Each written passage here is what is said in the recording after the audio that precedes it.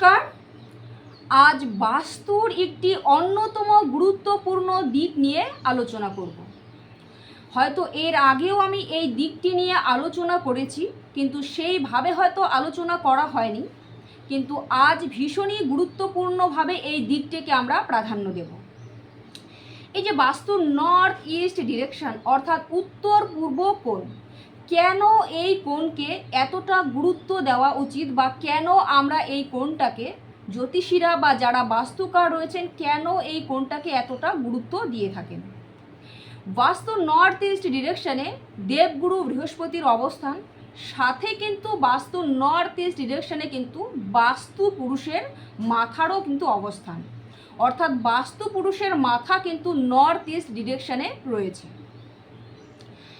এই north east ডিরেকশনের অনেকের মুখে শুনে থাকি যে এই নর্থ ইস্ট ডিরেকশনের প্রতিকার করা যায়, কিন্তু জ্যোতিষশাস্ত্র মতে এই নর্থ ইস্ট ডিরেকশনটাকে যদি আপনারা কোনোভাবে ড্যামেজ করে রাখেন তাহলে কিন্তু এই নর্থ ইস্ট ডিরেকশনের কোনো রকম কোনো প্রতিকার হয় না। সেটা বাস্তুযন্ত্রম প্রতিকার হোক কিংবা বাস্তু কবচ প্রতিকার হোক, কোনোভাবেই কিন্তু বাস্তু নর্থ ইস্ট ডিরেকশনের প্রতিকার করা সম্ভব নয়।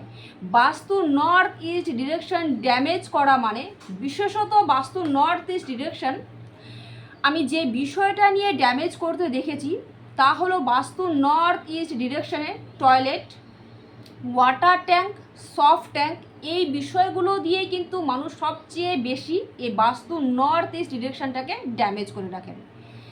সেক্ষেত্রে আপনার ফ্যামিলিতে যে প্রবলেমগুলো আসতে পারে তা হলো পরিবারের এক বা একাধিক মানুষের হার্টের কোনো সমস্যা, নার্ভের কোনো সমস্যা, ব্রেন রিলেটেড কোনো সমস্যা, প্যারালাইসিসের মতো ঘটনাও কিন্তু ঘটতে পারে। শুধু তাই নয়, যদি আপনারা বাস্তু নর্থ ইস্ট ডিরেকশনটাকে ড্যামেজ করে রাখেন তাহলে কিন্তু মারণ রোগেরও সম্ভাবনা রয়েছে। এক্ষেত্রে কিন্তু ক্যান্সারও বাদ যায় না। তাই বাস্তু নর্থ ইস্ট ডিরেকশনটাকে অবশ্যই আপনারা গুরুত্বের সাথে দেখবেন এবং অবশ্যই খেয়াল রাখবেন কোনোভাবে যেন বাস্তু নর্থ ইস্ট ডিরেকশনটা ড্যামেজ না হয়। এই ছিল আজকে আমার বাস্তু নর্থ ইস্ট ডিরেকশন নিয়ে বিস্তারিত আলোচনা। ভিডিওটি ভালো লাগলে অবশ্যই একটি লাইক করে দেবেন। সকলে খুব ভালো থাকুন, সুস্থ থাকুন। জয় শ্রীকৃষ্ণ।